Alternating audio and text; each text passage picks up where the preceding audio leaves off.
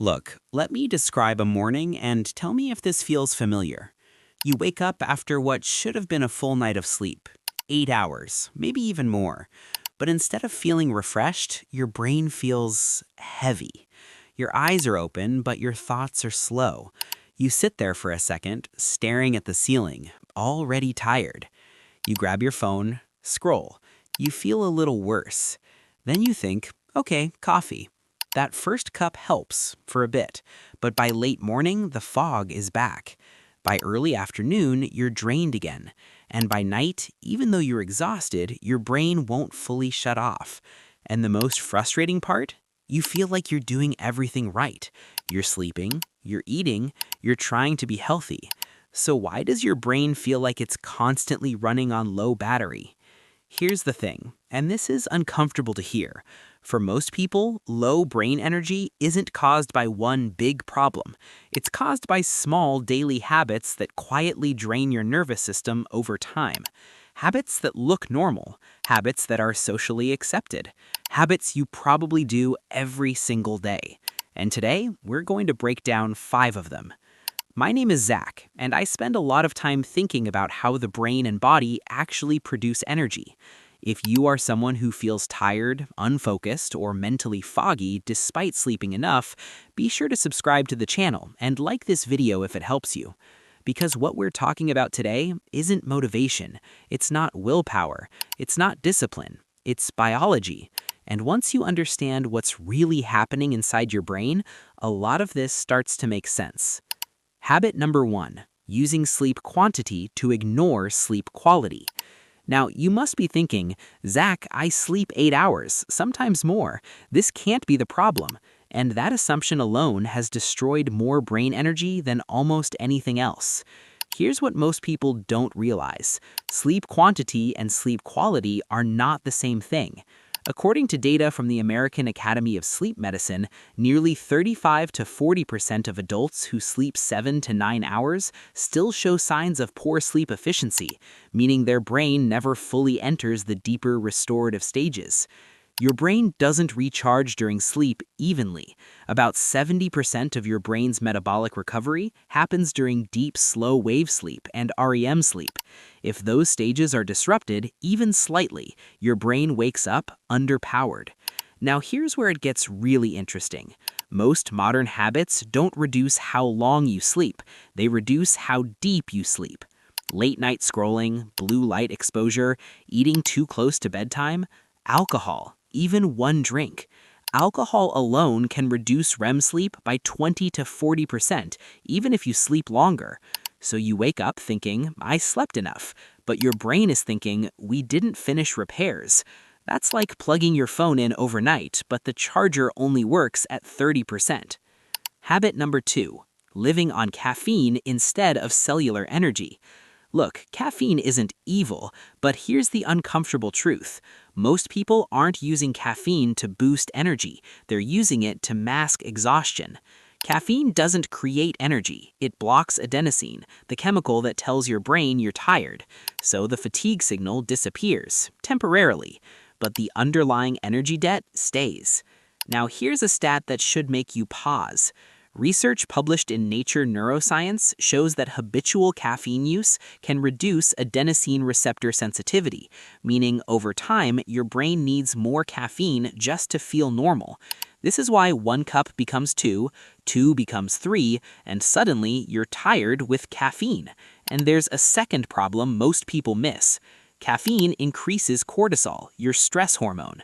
Chronically elevated cortisol reduces mitochondrial efficiency in neurons. Translation, your brain literally produces less usable energy. So you end up in this loop. Low energy, caffeine, caffeine, stress, stress, worse sleep, lower brain energy, and the cycle tightens. Habit number 3, constant dopamine drips, your brain never fully rests. This one is subtle and incredibly destructive. Your brain has 2 major modes, focused energy, recovery.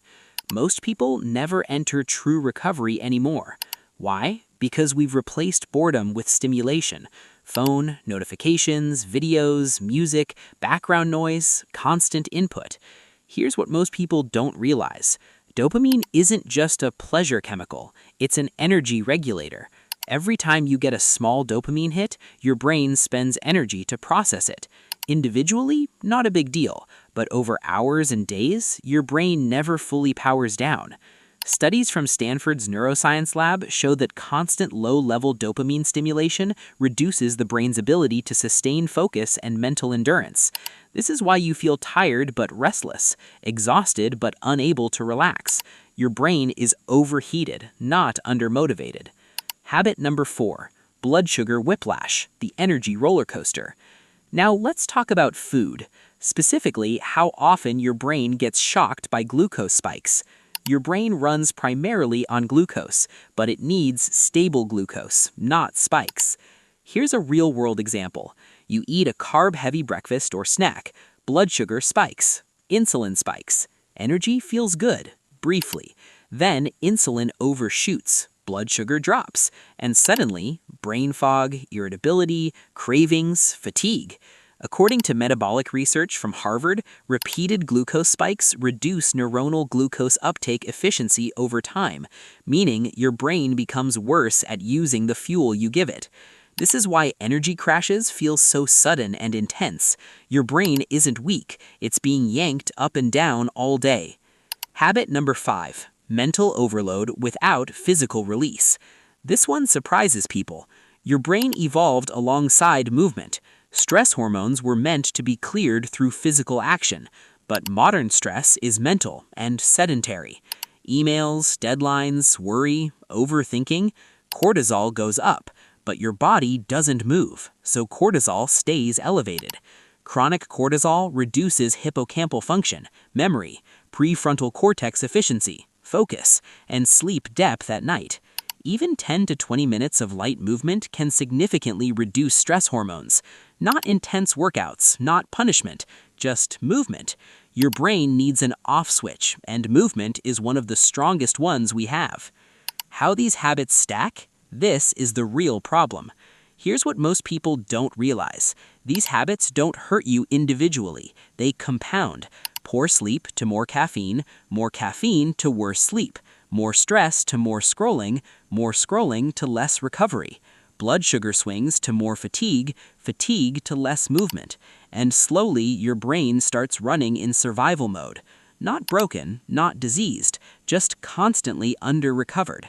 How to start reversing this immediately? Let's get practical. You don't need a full life reset. You need strategic changes. Step 1, protect sleep depth. No screens 60 minutes before bed. Eat last meal 3 hours before sleep. Keep sleep and wake time consistent. Step 2, delay caffeine. No caffeine for the first 60 to 90 minutes after waking. This allows natural cortisol rhythm to work. Step 3, create dopamine silence. At least 1 block per day with no input. No phone, no music, no stimulation. Step 4, stabilize blood sugar.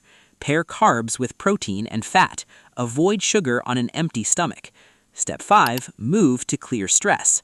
Walk, stretch, light activity. Daily, not extreme. Closing motivation and call to action. Look, low brain energy isn't a personal failure. It's a biological signal. Your brain is asking for alignment, not more pressure. And the good news? When you fix the inputs, the system responds fast. If this helped you understand your energy in a new way, like the video, subscribe to the channel, and let me know in the comments which habit surprised you the most. Your brain isn't broken. It's just waiting for the right conditions to work the way it was designed to. And now, you know what those conditions are.